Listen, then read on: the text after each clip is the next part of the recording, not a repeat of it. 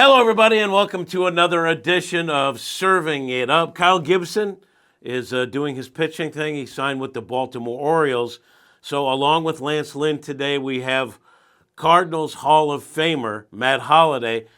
So that means Lynn and Holliday together. It also means it's going to be a long day for me because both of these guys have made careers of abusing me. And since we've also had some technical issues to start, they're going to have a field day. Some. So let's get right to it.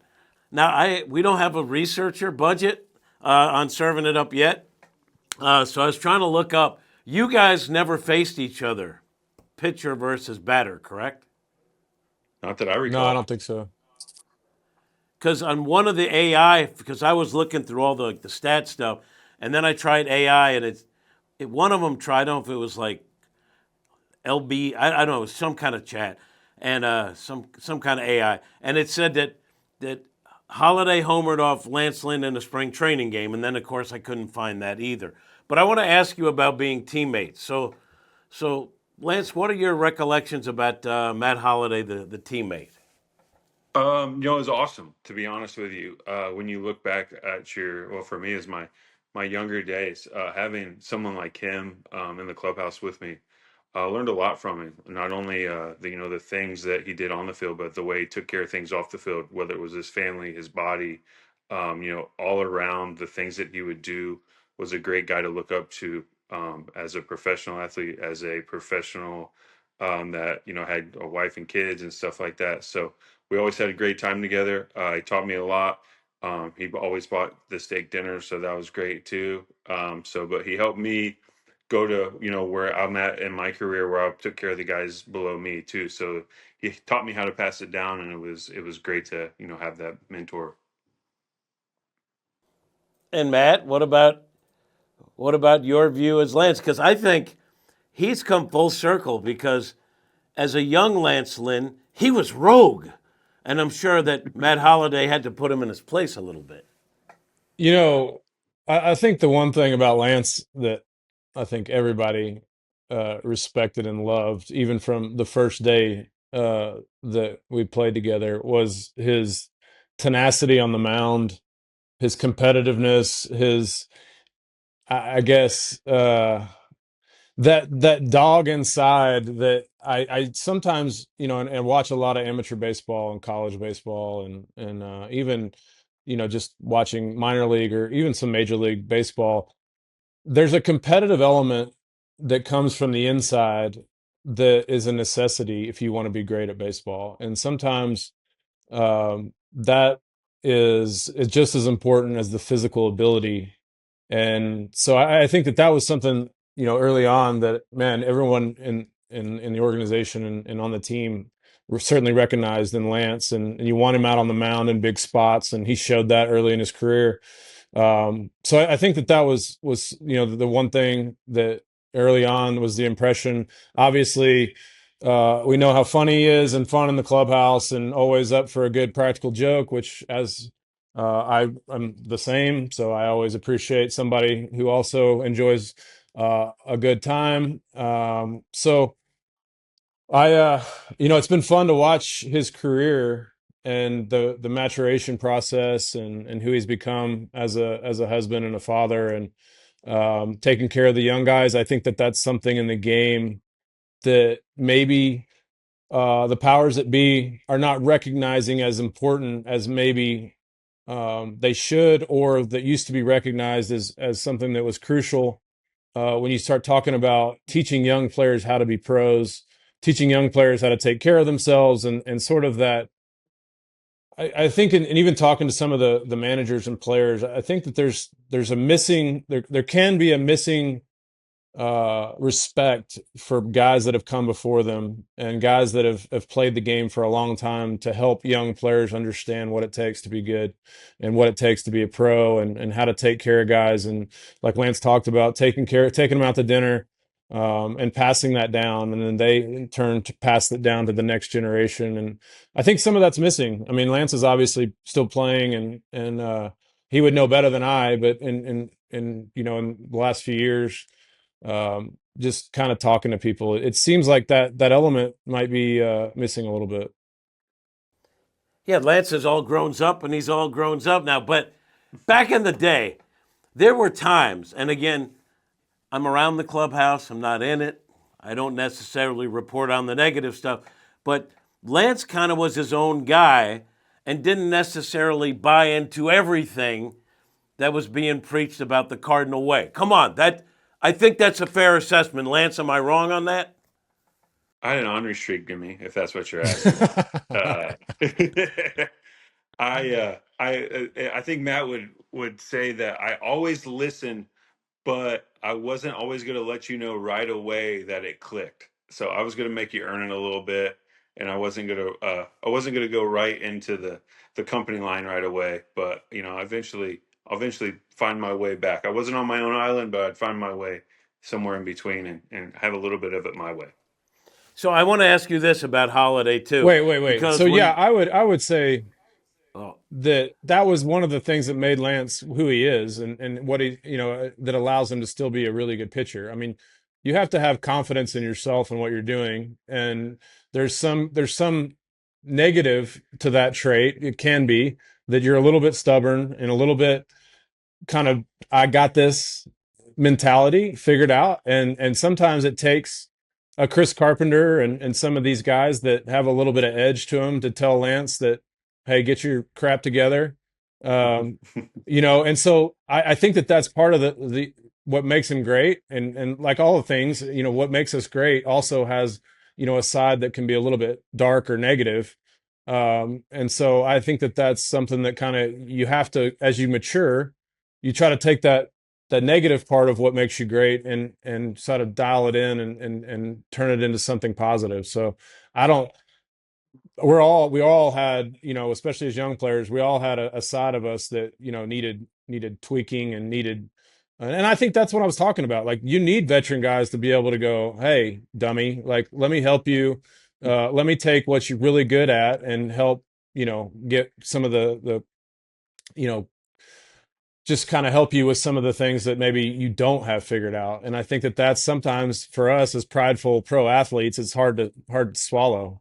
But for me, I had guys like Todd Green and Mark Sweeney and some of these guys that they take you to lunch, and then they'd tell you, hey, that's not how we do it, or hey, you're not as good as you think you are, just things like that. So it's I think that's one of the things that I loved about having veteran players as a young player, and one of the things that I loved about being a veteran player with young players. And I think that's something that I would, if I ever was involved with an organization, I think that's something that I would really try to make sure that people respect in the front office, and maybe sometimes the guys that have never been in the clubhouse, that they would understand that that's a real thing that can actually help your team.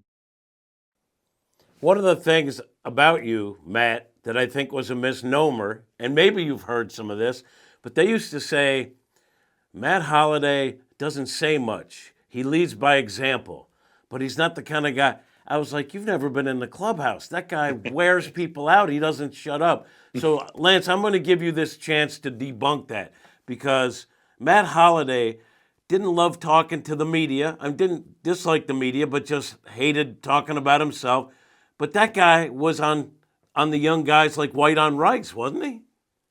I say on him. He made sure that when you did something wrong, he wouldn't belittle you or make you feel small. He would be like, "Hey, that's just not right. Let's do it this way," or "Hey, let's find another way to accomplish that without doing it the wrong way." Like you said, the media wise and stuff like that, I took a little bit from him in my career because I'm not here to talk about myself and build myself up, and Matt wasn't like that either. He was here to play baseball, help his team win, be a good teammate, and be a good person. And it doesn't involve telling the media everything that they want to know, because they don't need to know everything that's going on. And Matt wasn't going to let you in on it. And I was very similar in that. We're going to have our moments where we're going to have fun and do all that. But day to day, what we're thinking, how we're going about our business is none of your business. It's for us and our teammates, and making ourselves the best team possible. And that's what he was all about. See, I think you're sugarcoating it a little, So if I I may. mean, look, I've had this problem, like, with, and I think that if and I don't know if you guys are following, I know it's a rival radio show, Jim, but the morning after had Ollie on during spring training, and he came on and he was Ollie, and he read mean tweets, which I thought was hilarious. And he let him. He was sat there for 30 minutes and kind of was himself. And people were like, "Oh, I like Ollie. Oh, Ollie's not a bad guy. Oh, Ollie's not this. Ollie's cool. Ollie's this that." And I'm like, how do people think they can get personality, they can pick up on who people are based on what, 2 minutes after the game, when you guys are asking Ollie why he didn't bunt, or why he brought this pitcher in, or why he brought that guy in, or what he's doing after a loss, like, and then they think, well, and then they typecast who these people are. So you tell me that me based on a couple minutes in the clubhouse after a game, when I mean, we've answered the same question 6 times, and you keep asking these, and then somebody comes over because he was interviewing somebody else, and they ask a question that you just answered, and you're like, I mean, really? Like, I just answered that. And so I think that there's this perception that people can get to know people on a like, oh, I know exactly how Matt Holliday is in the clubhouse based on the four questions that six reporters asked after a game. And so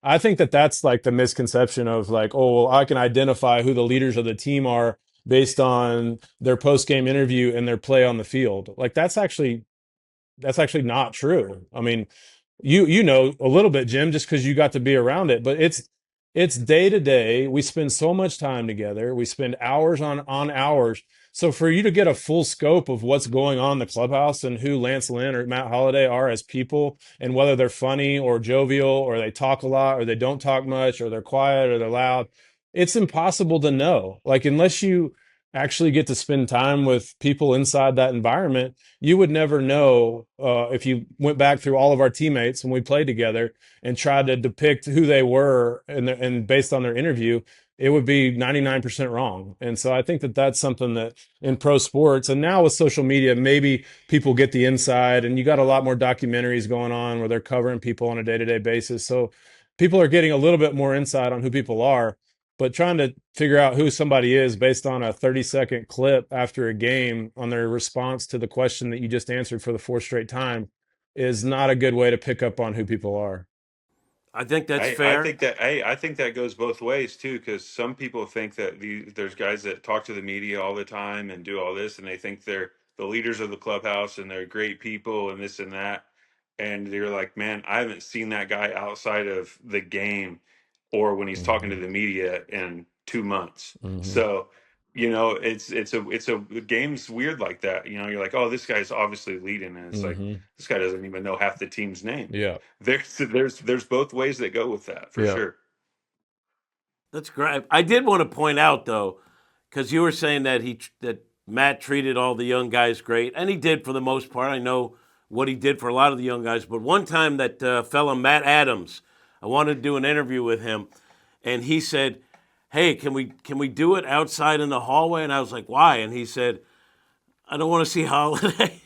Holiday will see me doing an interview, and and he scares me." And Matt Adams is a big guy. I said, "Can't you stand up to him?" He goes, "No, he would kill me. I'm terrified of that guy." That's a true story. And we all love Matt Adams.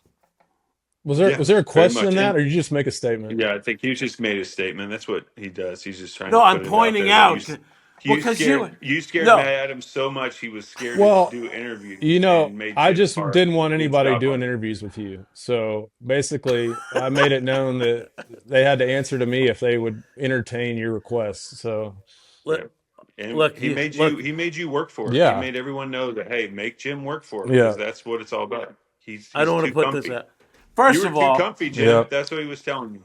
I'm never comfortable.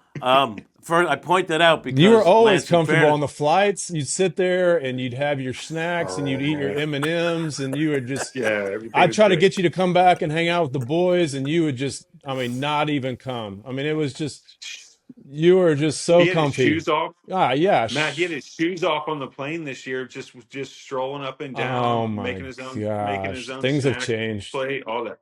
It's obnoxious because he's at the back of the plane, so you can't see him back there now. Yeah. Before you keep your eyes on him. planes changed a little bit. So now he's back there. He's like, oh, I'm hidden back here. I can do what Oh, I want. I you're run the back where the back. veterans used to be. That's about right. Yep. I spent years in psychotherapy just from the times where Lance Lynn or Matt Holliday would yell from the front of the plane, "Cat, get up here!" Okay, that was my biggest nightmare. And then walking up there, like if you didn't let it go and I had to come up, was like a scene from Apocalypse Now, where I knew I was walking into hell. Okay, but the reason I bring up the Matt Adams thing is because Lance, you were trying to make it seem like, no, he would get them gummy bears and pat them on the head. Look, it's a clubhouse, and Holliday ruled the roost. And I brought the whole thing up because there's a lot of folks in the media, and a lot of them are great, but act like they know what's going on in the clubhouse when they're not in the clubhouse. So I agree with everything that you guys have said to this point, except the shots you took at me, because in fairness, the Holliday personality, the Lance Lynn personality came out thanks to Fox and then Bally's and FanDuel now. Where are we now? No, because you guys were able to navigate that and show fans your personality, and the fans embrace that. And I think that's the moral of the story, is that media is good.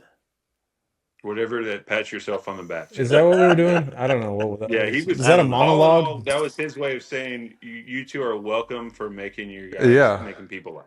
That's what I got out of that. No, actually, to be honest, if I do have a career, you guys made me, and I appreciate it, and I thank you for it. I did want to ask you. Yeah, go ahead. No, man. I was Go just ahead. gonna see if you still had your what award was it? Your regional, what was it? It's Cable. a regional Emmy, Oh, a right. regional Emmy. Yeah. So It's at my house. It's at my house. I That's a feel thing. like Lance and I should have got part of that, or at least I agree. yeah. No, I take nothing seriously, including my lack of a career. But the good parts, or the parts that have been well received, to be honest, are because of a Lance Lynn and a Matt Holliday. So tip of the cap. Even though Matt did just bring up TMA, the radio show that fired me, that's fine. That's fine too. So, but I did see Matt at opening day, and I did want to ask you about that because it is kind of special. Now, Lance wasn't part of it this year, but what is it about? You've been in other ball clubs, so you'll probably kiss their butts too. But opening day in St. Louis, why is it special? What did you just say about kissing somebody's butts? You'll have to say Yankees are great, Rockies are great, but St. Louis is better. I It's mean, different. I don't have any problem saying that St. Louis's opening day is is much more there's a lot more pageantry. Obviously, when you have a history of an organization like that, you have a lot more Hall of Famers, and you've got legends like Ozzie Smith, and all the, I don't want to leave anybody out, but all of the great Cardinals that come back every year, and unfortunately some have since passed away, since Lance and I got to experience some of our first opening days, where you've got Red Shandienst and Stan Musial, and some of these, Bob Gibson and Lou Brock and Tim McCarver, and some of these guys that have unfortunately since passed. But yeah, I mean, that's just, a lot of teams don't even have the history to kind of create such an amazing opening day, and have such a history of creating this. It's almost like in St. Louis, it's like a holiday. Like, we got there yesterday at 11 o'clock for a three, it ended up being a 4:30 game, but at 11 o'clock, the streets are packed. There's people everywhere. And this team, the expectations are, probably the lowest they've been in a long time, but the excitement for Cardinal baseball on opening day was still incredibly high. And it is a great event. I mean, like I said, they do a great job of creating an opening day environment. So I if I can make it, I always try to make the opportunities that they give you as a Cardinal Hall of Famer, to get a chance to put the red jacket on and see the guys, and talk to the fellas, and so I always enjoy that. So yesterday was fun. I mean, like, the rain delay wasn't ideal, but we worked through it, and it was, like I said, it was always good to be part of the organization. What was it like for you as a player, Lance, being part of that? It's amazing. Like you said, when you're able to play for other organizations, you're able to appreciate the St. Louis, the just everything that it's about. Coming back last year after being gone for a while and having opening days in other cities really made me understand and appreciate it and have that feeling of, man, this is awesome. Opening day in St. Louis with everything that goes on has a very close similarity to like this start of playoffs, to be honest with you. So it gives you that a really good feel. And then obviously when you have all the Hall of Famers and all that there, and you get to see guys that you either, for me, it was like I played with and or like worship growing up. So those things are awesome. And if you truly love the game and truly love the history game, St. Louis opening days, one of the best there is. So the Cardinals have a lot of question marks. They got a win in the opener. That was great. What do you think this team can be, Lance? You know those guys. You were with them last year. You know the young guys that they're counting on. Just your thoughts on what they may be. I mean, you're looking at when what they may be is you've got a bunch of guys that are younger, but if they've had some experience, they've had some failures at the big league level, and you have to have that to have success. It's everything's easy when you show up and you hit 300 and you have a 2 ERA, right? But it doesn't. These guys last year hopefully went through a lot of inner you know they found themselves, I think, and I'm hoping that for them this year's ability to show it, because they're all very talented. They're all, they've got to. If you look at that lineup and the youth of it, and stuff like that, with the abilities that they have, they got a chance to be really good if things kind of they take that next step, right? I think that was always the thing, is how you going to take the next step. And last year's failures, I think, are going to help them this year take that next step. Not only that, they're going to be able to play. They're going to be able to, go through some things that you aren't looking over your shoulder. You're going to be there every day, and the roster kind of fits for that. And I think that's going to help them as a whole. And pitching staff, they got guys that are got a chance to show what they're about. You look at, some of the younger starters are going to be there. They've really kind of took a step last year. And then obviously the back end with Hells was one of the best in the game, if not the best in the game last year. So, they score some runs and they play defense and, some timely hitting, and get the ball to Helsley at the end, you're going to win games. What you think, Matt? Yeah, I mean, I obviously Lance has a lot more insight on who these guys are and sort of what their prospects look like. I think from just afar, or from my perspective, I think this year is going to be an opportunity for guys to either establish themselves as one, cornerstone players. Is Mason Wynn, is Jordan Walker, is Brendan Donovan? Are these cornerstone type players to build around? Are they regulars, everyday players? Are they platoon players? Are they, you get a chance to play. Okay, you're gonna get some leash. You're gonna get to go out and play and play every day. And your name's gonna be the lineup 6 out of 7 games. Like, so you get a chance to go out and establish your career. And like Lance said, some of these guys have enough experience now where it's like time to find out who they are and what they can do. And so they're getting that chance in an organization that, historically has not given a lot of leash to young players. If you're not ready to play, the idea of winning the World Series was such a consistent staple in who the Cardinals are. Okay, well now they've sort of publicly declared this as a reload, rebuild, however you want to say it, opportunity for young guys. So let's see who these guys are. I think that the starting pitching with Sonny Gray and Fetty and Michaelis and Libertor and whoever else, and Mats, whoever else ends up starting the games. If those guys can keep them in the games, which you still have, that's a pretty veteran rotation in my mind. If those guys give you 5-6 good innings, and like Lance said, you have Helsley at the back end. If some of these young players turn out to be, better, or maybe who they think they are, then you might surprise some people. I don't think the NL Central is necessarily a juggernaut. I mean, I don't. I know there's some solid teams. The Reds, seemingly have young talent ready to take the next step, and the Brewers have been very consistent lately and have good players. And I think the Pirates have some pitching, horses. So, but I don't think that it's out of the realm to think the Cardinals couldn't hang around if some of these things kind of go their way, and if Nolan bounces back and has a 280 with 30 and 100 type of season, which he's proven he's capable of, to kind of build that lineup around. I think Nootbaar hit a home run yesterday. I think he has a ton of ability that if he needs to take that next step into the, sort of a middle of the lineup type of hitter. And so that's the only thing I think for me that kind of is where are they going to get their home runs, their thump from? And I think it's going to be interesting to see, if they can hit enough home runs in my mind in this day and age to compete. Last go round for John Mozeliak, the president of baseball operations. He talked about the emotion yesterday about walking into the ballpark for his last opening day. I know you guys both have good relationships with Mo, and I think sometimes, like other things, are misunderstood by media or fans. I mean, Mozeliak, to be honest, he brought a World Series here, a lot of winning seasons, a lot of really good baseball. Last couple seasons have been rough. But I think his image with the fans, based on the limited stuff they get to see, might be a little askew.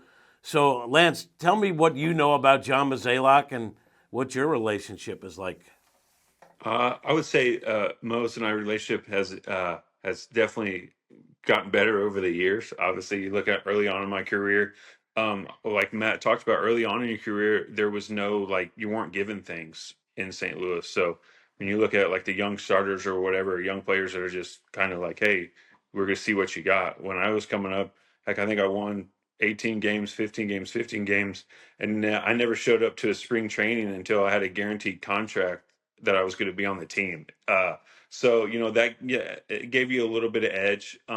But when I look back on it, it really made me understand the sport, and it really made me understand that hey, you got to show up every year and prove that you're a big leaguer and that you're going to be a big leaguer for a long time. So that helped me, and I talked to Mo throughout those years and learned a lot about the game, learned a lot about the business side of things, and he was always straight shooter with me. And like over time, we really learned to respect each other because unfortunately, I was a straight shooter too. I was a little young, but I was going to tell you what I felt.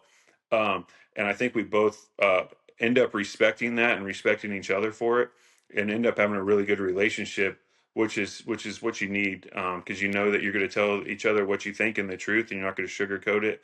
And I always respected him for that. And he, like you said, he's put together some good teams and had a lot of great players that came through. And obviously the last couple of years didn't pan out.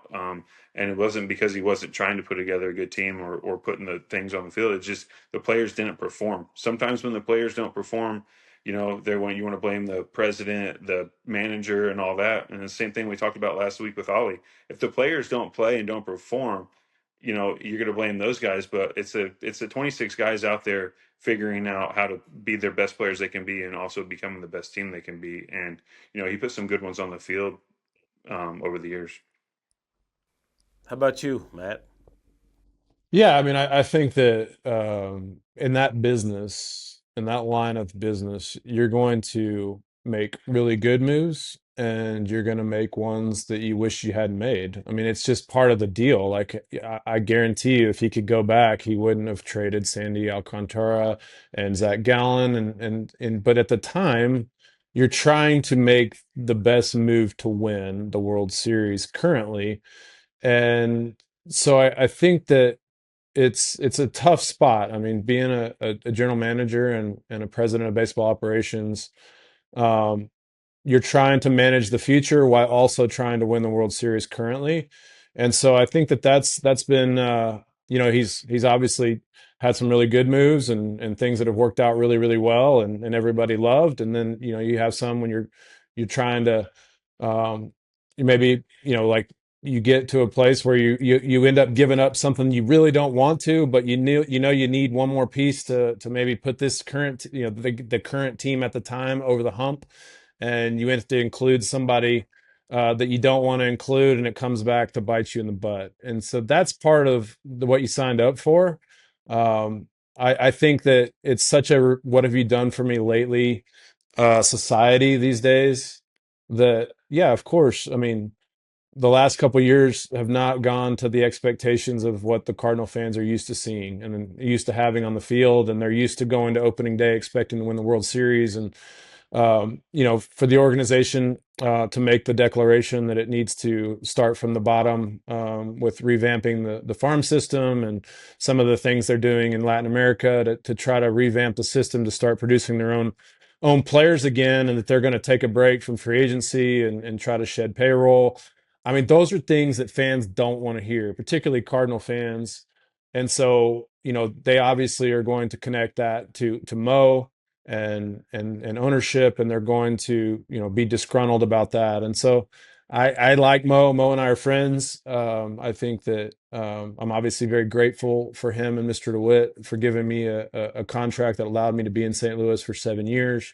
I'm appreciative of that. I will forever be appreciative of that. So I think he's done a great job, and I think, like I said, I think the job is hard.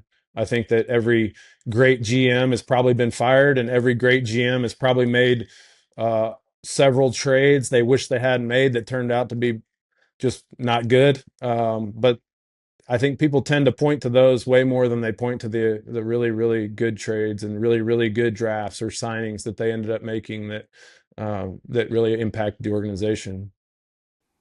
Yeah, I think every GM, president of baseball ops, has a wake littered with bad decisions. If you're making a lot of decisions, That's a good and based point. on Who the said that? I just did. Oh, That was felt like me. I something I just said said. that. Okay, go ahead. No, I was actually putting it in a way that encapsulated the previous Oh, statement. gotcha. And probably in a way that was more digestible for the average viewer. Right. But I think, and as you point out, rightfully so, the context of when it happens and everything, you can look back on if it doesn't work out, and people point to that. But the point is, it's Cardinal baseball, and people care about it. So when things go wrong, is their right. They can be furious about it and want to hold somebody accountable. Now, if we had a good technical setup, you'd be able to see Lance Lynn, who is svelte, who has lost weight. Lance, are you still holding out the hope that something's going to open up for you possibly pitching this season, or is that ship sailed? Because pitchers are getting hurt all the time. Yeah, pitchers do get hurt all the time, and where I'm at right now is, I feel good. I'm healthy. I'm still doing everything I need to do to be ready to ramp up and, have some, I'd need a little bit of time, obviously building up and things of that nature. So that's all on the table still. But like we said last week, it's going to come down to place and money. Let's be honest. If the money's not there and the place isn't there, then I'm quite comfortable where I'm at. So you have a minimum that you're going to I pitch really for, wish I could right? see Lance. Well, first of all, sit still, okay? Hey, The more you move Matt. around, it's not going to help it. Hey, I've seen Matt. I've seen some of Matt's houses over the day. I've incorporated some of those in my home here, Matt. You'd be Yeah, I'd very like to see impressed. that, Lance. That would be great. You would It's enjoy it. You would enjoy 2025. I it. mean, typically I could actually be like almost in your living room, but instead I'm staring at Crazy, a isn't it? black screen with a J on it. So it's amazing. But the nice thing is we still have audio, and the viewers can see you both, and both of you look handsome. So with Matt Holliday going forward, you are still hoping for a pitching opportunity. You're going to be doing this podcast throughout, even if you get a deal like Gibson did. Matt Holliday has a son to watch, a family to tend to. He's got a young son who's also a rising star, a couple other boys in there too, but also a love for pickleball. And I know that that's something you take deadly seriously. How often do you play the pickleball? I mean, deadly is a little strong, but I do No, like you it. I do. mean, I play. I No, There's no way it's not deadly because I played you in ping pong back in the day, and knowing you and knowing your personality, you're here to I win. am here to So win. it's deadly. That It's is for deadly. sure. Deadly. It's not a leisure. It's not a leisure I game. don't You're here to do win. leisure well. My wife's always I know. like, do you really need? I said, look, I need 2 hours a day. I'm going to play pickleball. Okay. I got 22 other ones for anything you need from me, but I'm going to play pickleball for 2 hours a day. And that includes when we travel, and I'm going to find somewhere. So, uh, you look, I'm not as good as I wish I was. I mean, the pros are incredible, but I like to play. I like to practice it. I, my hip is an issue, which is frustrating. Um, so at some point I might have to have a procedure on my hip, which limits my mobility at the net, Jim. A little bit of my side movement on my dink, which is probably something you don't know much about. Don't know it. So it's Lance doesn't either. Lance doesn't play pickleball. that's okay. No, Lance is busy with a I'm a career. golfer. You, Yeah. however, should know, Jim. So I'm not going to talk about my dink too much more. I'm just going to tell you that I do love pickleball. I play a lot. I'm probably not as good as I want to be, but I do enjoy it. So um, thank you for asking. And yes, I'm busy with the kids mostly, but I do find time to play pickleball. I think I've this is a great time for me to ask, since I've got young kids. How do you incorporate like getting them ready to be first overall picks? I look. I just here's what happened. I was playing Major League Baseball, as you guys know, and they like to go to the field, and they got to be around a lot of amazing players, and they realized that, hey, You're welcome. this looks You're welcome. fun. Lance Lynn looks like he's having a good time. He looks like that looks fun. We're going to Milwaukee on the plane. Lance looks he's having a blast. Yep. That looks fun. Maybe I want to do that. And so they've decided that that's what they want to do. And so they say, Dad, I want to play Major League Baseball. I'm going to play Major League Baseball. And I say, okay, well, you got some things we got to work on. So it's been one of those things where people talk about nature versus nurture, and I think it's both. I mean, I think that God has blessed them with ability. I also think that being around the environment they grew up in and being at the Major League Baseball field and being exposed to some of the best players on the planet's work ethic and what they do, I think that had a huge impact. And so I think it's been a combination of things, but I'm proud. I'm more proud as you guys. I'm more proud of who they are as young men. I mean, they're great young men. They're humble. They're not selfish, and they like to play baseball. You know, they like to be good team. I mean, they love their teammates, and so I'm more proud of who they are as young men than I am their baseball skills. I mean, it's fun to share a hobby or share a passion with your kids. I mean, we both all three of us, really love baseball, and we'll see what Reed ends up doing. But it's fun. I mean, I don't think that there's been any like I don't have a secret handbook to hand out, but I feel like that um, they've been raised in a pretty conducive environment. how do you? Jim, I'm going to take over Yeah. for a second. You're No, welcome. do it. Yeah. We're going to carry you again Yeah, here. per usual. So what I'm gonna say, what I noticed as being your teammate, and I had 6 years with them, like watching them like in the clubhouse every day, which was crazy to when you look back at it, and then you see Jackson in the major leagues now, which I haven't got to face him either. So there was some talk this offseason that we might have been That would have been teammates. That would amazing. have I been was pretty wondering cool. if that might not work out. There was some talks there, but Gibby stole my deal, that dirty dog.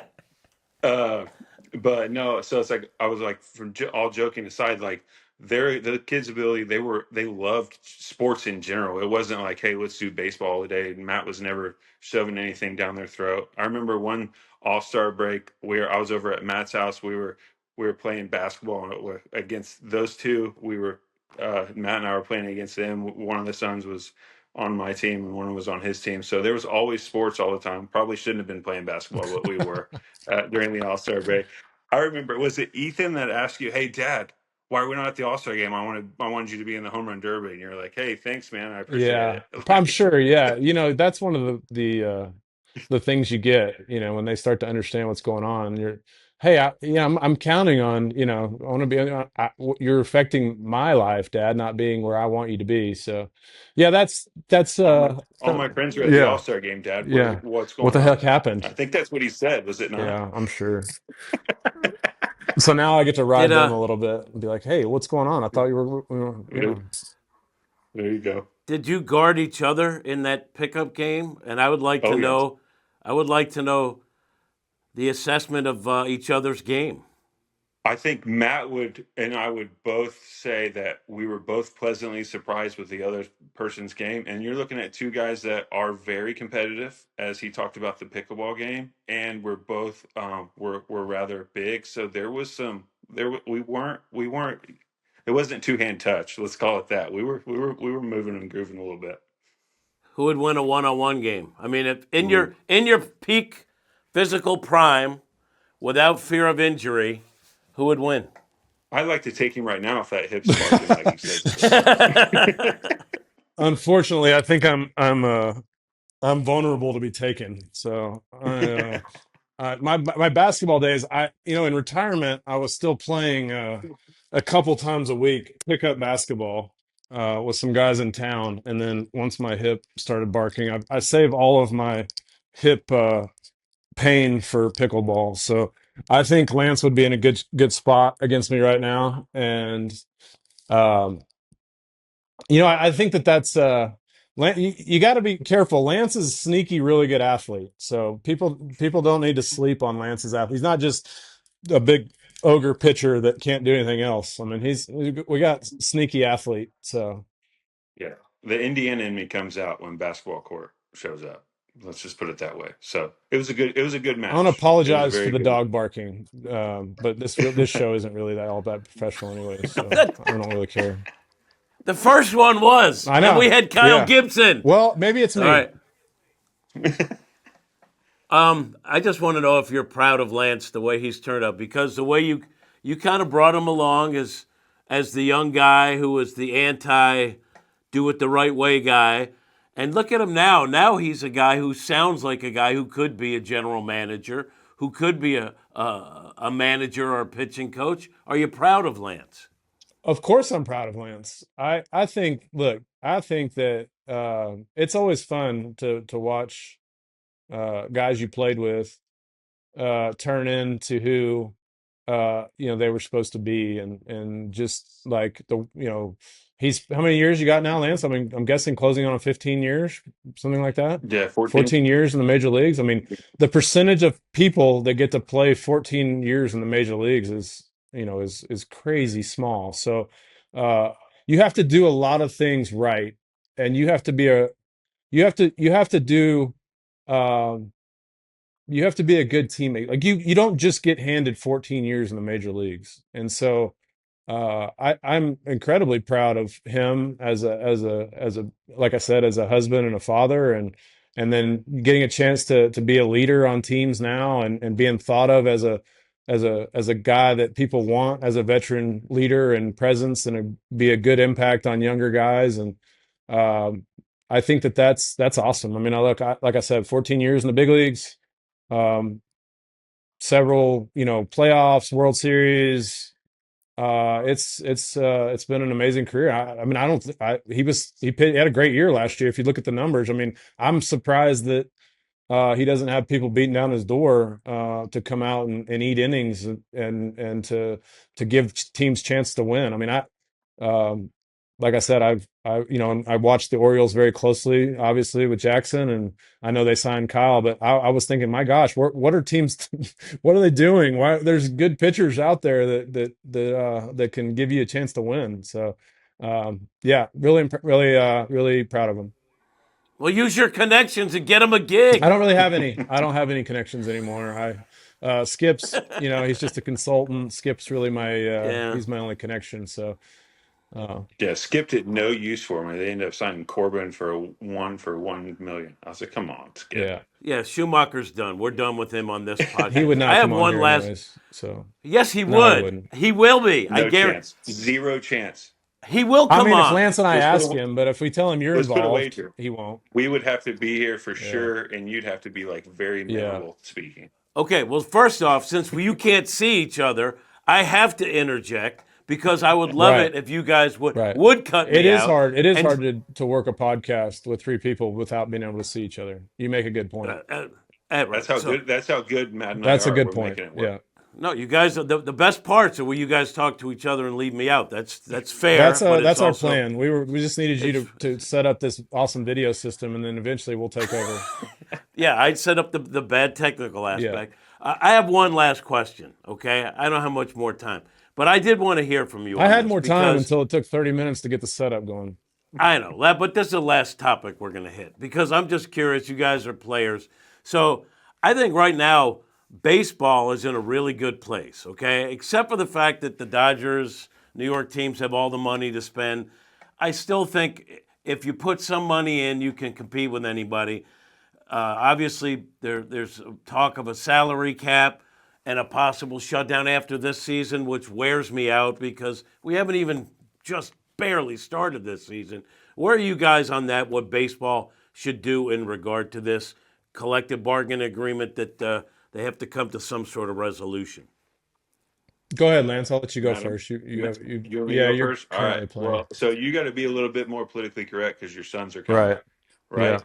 For me, I like I might be I might be on my way out, and my son's a long time away, so people will forget what I say Nobody by listens then. to It'll this all be anyway, done. so go ahead. Nobody, yeah, nobody. I think that you think baseball is in a good spot. I think baseball is in a terrible spot and all the way around. I love the game. I think the game is there's a lot of good things going on in the game. Don't get me wrong, but I think, like you said, with the Dodgers, I think all other owners are using the Dodgers as a way to try to force the salary cap and try to show fans that, hey, look, we need a salary cap because we can't do this, this, and this. I think it's a planned way to do things, and I also think that it's their way of trying to manipulate the players to try to get involved in this because players like myself don't have jobs because either teams are up against the luxury tax and or teams aren't spending money because they want it to be obvious that there should be a salary cap in their mind, but they never talk about floors. They never talk about anything. They already talked about how the fact that they're not going to negotiate at all, they're just going to lock players out. So all in all, it's not in a good spot. They've already told us they're going to lock us out. They already told us what they're going to try to do, and they're not going to negotiate. They're pretty much trying to bully the players, and they're trying to make the fans see their side of things because of what the Dodgers have been able to do. And if the Dodgers can do it, there's some other teams that can do it that aren't doing it. So all in all, that's my opinion, and that's where I'm going to leave it. Good. That's good. What is yours? Yeah, look, Lance is obviously has more on the inside of what the owners are up to, and he has privy to meetings that the union has and things that I don't anymore. But I think from the game standpoint, I think there's a lot of really fun, really good players, really exciting players, great players for kids to watch. So from the standpoint of the health of the player and the play, I think it's in a really good spot. I think that there's, like I said, I think there's young superstars that are likable, that are marketable.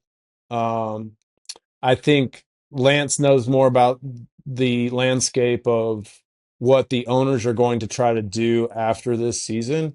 I think it's a devastating move to try to go full lockout, um, willing to lock them out, willing to miss part of the season to try to get this salary cap, based on the fact that the Dodgers are doing this, but they still may not win the World Series. Like I don't think, at least in baseball, that doesn't guarantee you a championship. And so, um, I don't. I hope that it doesn't come to any sort of work stoppage because that's never good for the players or the fans.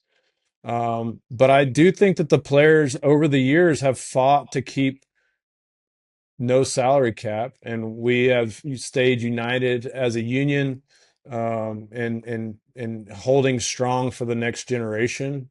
I think I don't know all the numbers financially, but I do know that teams are selling and being offered to be sold at incredibly record-setting numbers.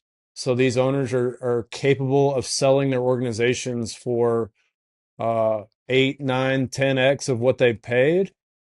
And so I can't imagine that the game is in too bad of shape from a financial situation if you can sell your asset for many times more than what you paid for it. Now, yearly, if you're in the red a little bit because attendance is down or your local TV contract is not as quite as good as it used to be, but you're somehow the value of the organization is continuing to climb. And if you need to sell, then sell.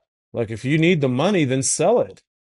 And so I don't know what to make of all of it other than to say that it'll be an interesting after the season of how this all unfolds.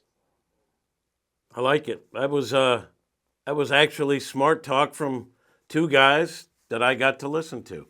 And we're going to leave it there because I know both you guys have things to do. Thank you, Matt. Thank you, Lance.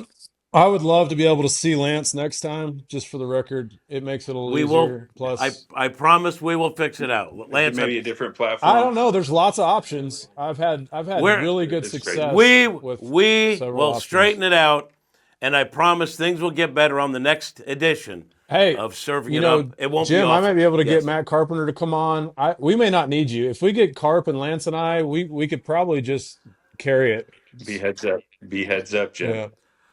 I got to go now and talk to my attorney because we're gonna have to litigate that. Boys, thank you, and we'll see you next time on Serving It Up.